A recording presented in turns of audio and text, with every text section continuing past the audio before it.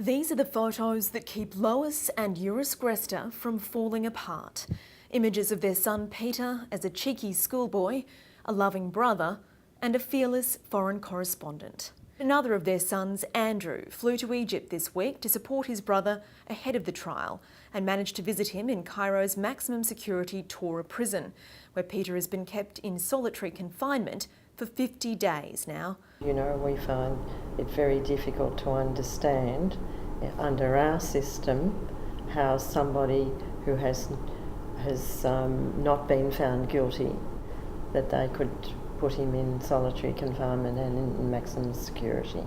We're hoping, of course, that the best result would be that, you know, it would get dismissed and he would be free, but I think we have to acknowledge that they need to go through their system of judicial system and whatever that means, and we've got to, you know, deal with that and work our hardest to get him released. We understand that the first day will be a procedural day. We know that the following day is Friday prayers, and nothing happens, of course, on Friday prayers. Then on Saturday, I think Morsi is in court. So I guess we won't know exactly when Peter's case will come back on until, well, it probably will be set on the Thursday, but we won't know until then. Peter and two of his Al Jazeera colleagues were arrested on December 29 at a hotel in Cairo.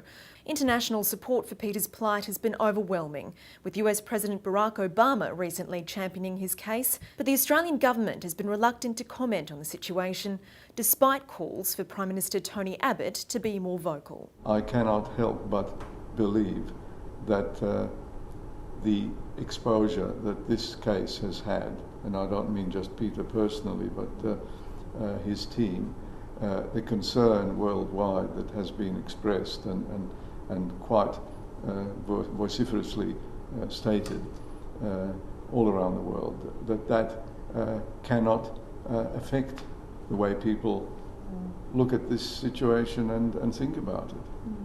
Peter Greste will stand trial in an Egyptian court on Thursday, facing the charges of aiding a terrorist organisation and airing false news to harm national security.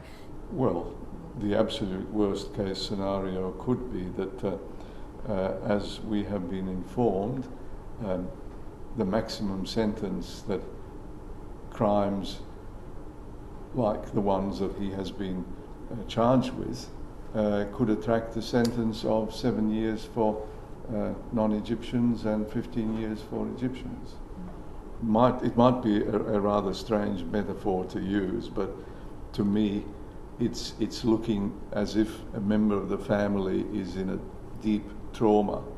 Place yourself in a position where someone is in a deep coma and you don't know if and when they will wake up and whether they will recover at all afterwards.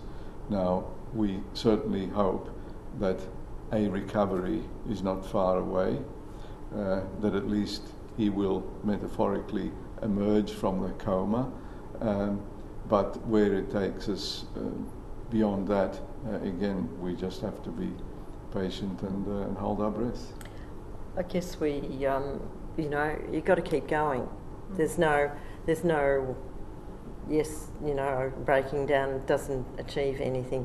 We do have our moments, of course, but, you know, we keep going. We have our cries and then we get over it and then we go on. And that's the only way to deal with a situation like this, really.